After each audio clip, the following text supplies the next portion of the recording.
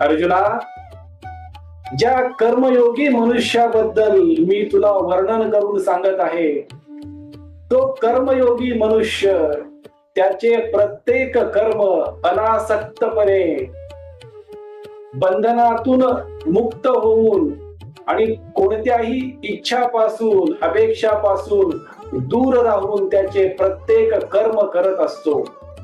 त्यामुळे त्या कर्मातून निर्माण होणारा परिणाम म्हणजेच कर्मफळाचाही तो त्याग करतो.